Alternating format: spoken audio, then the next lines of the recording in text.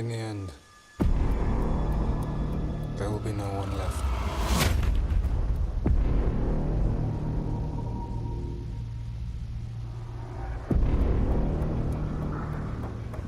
We are no longer innocent.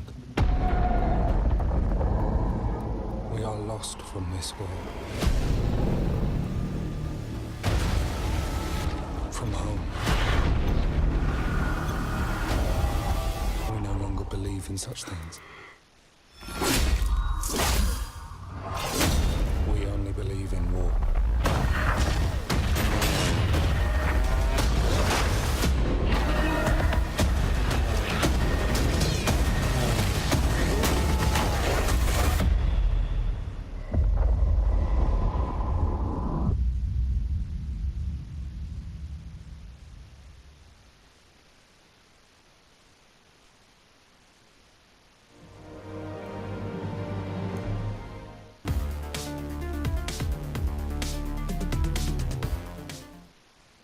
This video is sponsored by EA.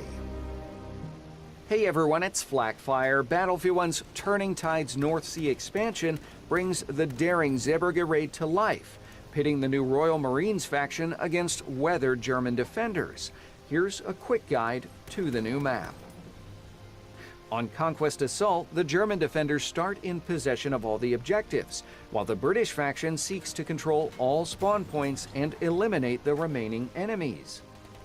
The battle begins with a mad dash. The British speed towards objectives with a flotilla of torpedo boats, while the Germans scramble for stationary weapons like the new SK-45 coastal cannon.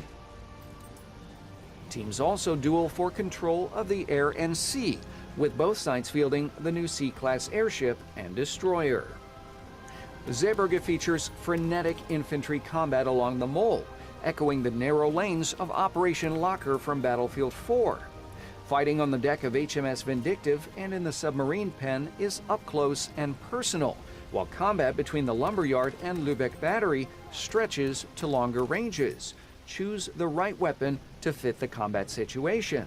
Don't forget, jumping into the icy water is a quick way to flank enemies, and the stairways are perfect for trip mines. Snipers will find ideal, albeit exposed, vantage points atop of cranes. The German team should fight tooth and nail for objectives on Conquest Assault. Support soldiers should keep a wrench handy to ensure defenses are working properly. Meanwhile, the British should bite and hold, securing objectives by using the torpedo boats at their disposal to flank and outmaneuver the enemy. To help control the objectives on Zeebrugge, you'll find 3 elite kits on the map. The new Infiltrator kit can be found on the bridge of HMS Vindictive.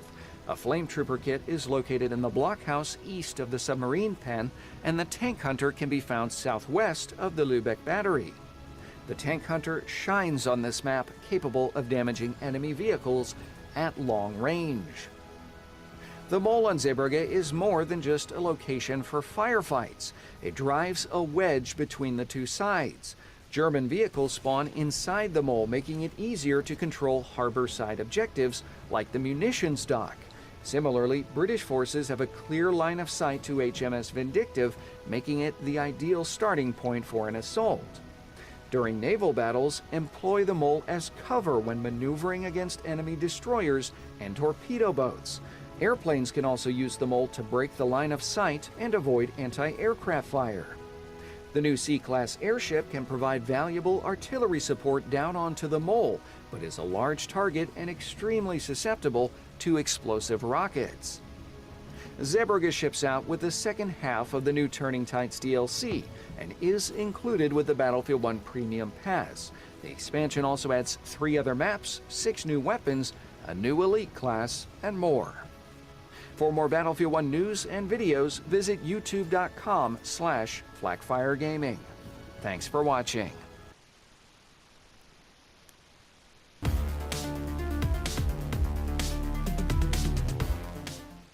This video is sponsored by EA. Hey everyone, it's Flakfire. Heligoland Bight lands with Battlefield 1's Turning Tides North Sea expansion, and it brings true naval warfare to Battlefield 1. Here are some quick tips to help you sink the competition. Conquest Assault on the map begins with a bang. Both sides get their own Dreadnought Behemoth at the start of a match, and the two can slug it out along the island's coasts. The German defenders must hold their position against the onslaught of British Royal Marines, who make an amphibious assault. Heligoland Bight takes vehicular warfare to new heights in Battlefield 1. Aside from the franchise's first behemoth-on-behemoth combat, each side gets access to 2 destroyers, 3 airplanes, the new C-class airship, and a flotilla of torpedo boats. DICE responded to player feedback during the map's development, making sure combat is on the scale players expect from a Battlefield game. If the outcome of the match looks bleak for the attackers, they will be reinforced with yet another Dreadnought Behemoth after their first has been destroyed. Heligoland Bight also features intense ground combat on the island's fortified shores. Bunker Beach and its massive coastal gun are absolutely vital to controlling the wreck of the SMS Mainz and the island of Dun. The position is also prized for its easy access to anti-aircraft guns and bunkers. If you're assaulting Bunker Beach from the lighthouse, stick close to the cliffs to avoid the cannons and use the rocks on the beach as natural cover.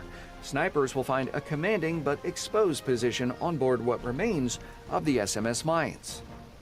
Destroyer duels are common on Heligoland Bight, and if you find yourself going toe-to-toe with enemy warships, use the SMS Mainz and Dun as cover against hostile shells and torpedoes. You can also use destroyers to provide fire support to friendly troops by calling in a Dreadnought barrage on an objective.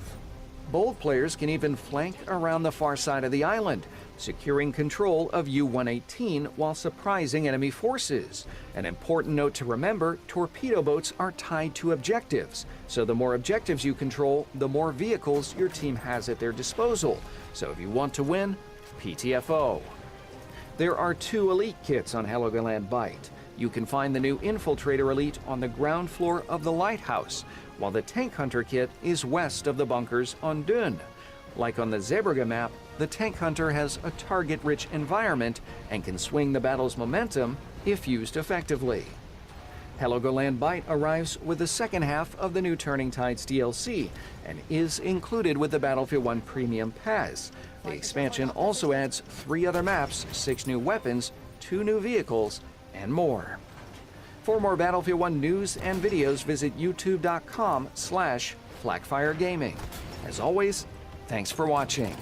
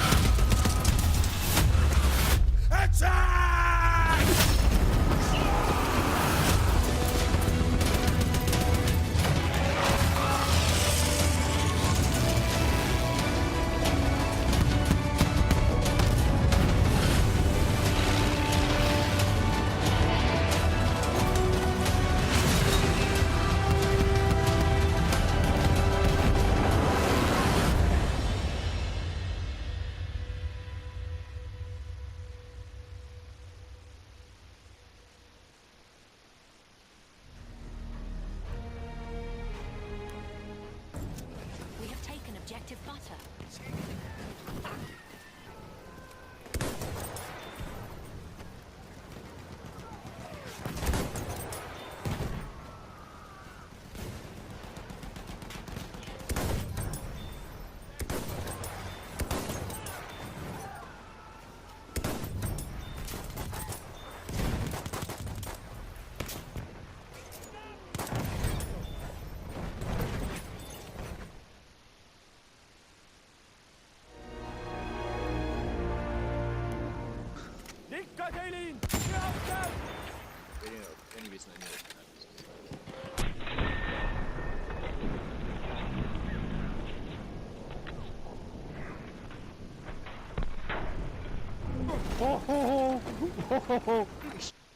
I even threw his wing.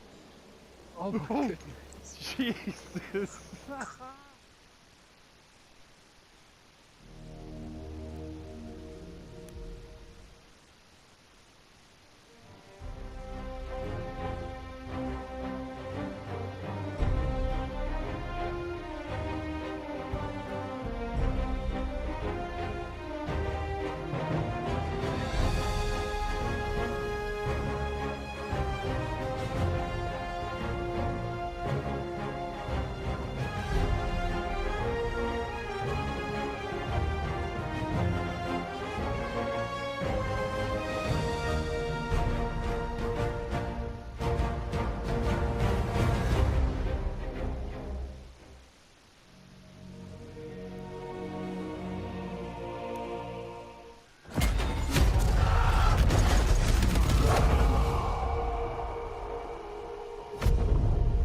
We are about to write history. For this war to end, we must take this land. The Greeks and Trojans will be here forever. But now, it's our turn.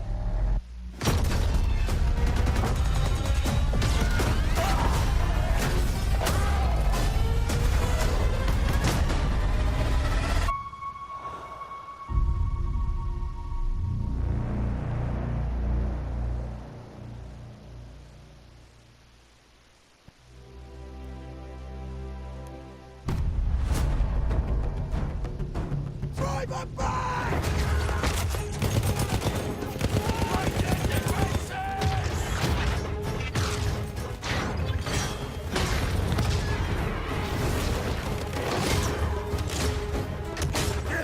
We've taken the objective!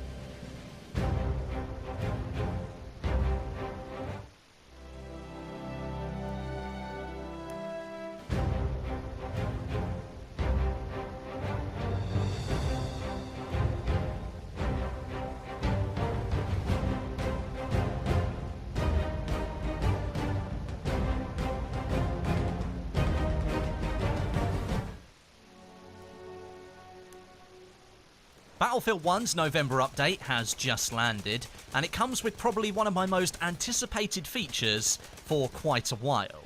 It's called Operation Campaigns. This has been touted by DICE for some time now, and it's another way to play operations and get rewarded for doing so. But I want to give you a good overview of this brand new feature, because it seems to have caused a little bit of confusion. Overall though, it is good for players of Battlefield 1 who like to have things to grind for every single day. First of all, to get a good understanding of where these things actually are, head on over to the Operations Globe from the multiplayer menu, and you'll notice a new information box in the lower right hand corner. This gives you details on what you need to do to complete the active Operation Campaign. So for this first one, that's been set up by the developers, it's called Eastern Storm, and you need to play both the Brusilov Offensive and Red Tide operations and gain 30,000 points in each of them to unlock a Special Operations Battle Pack. Now, don't worry, you don't need to get all of those points in one go. That might be a struggle for some players if you don't have a huge amount of time. You can collect those 30,000 points per operation by completing the operation as many times as you need to.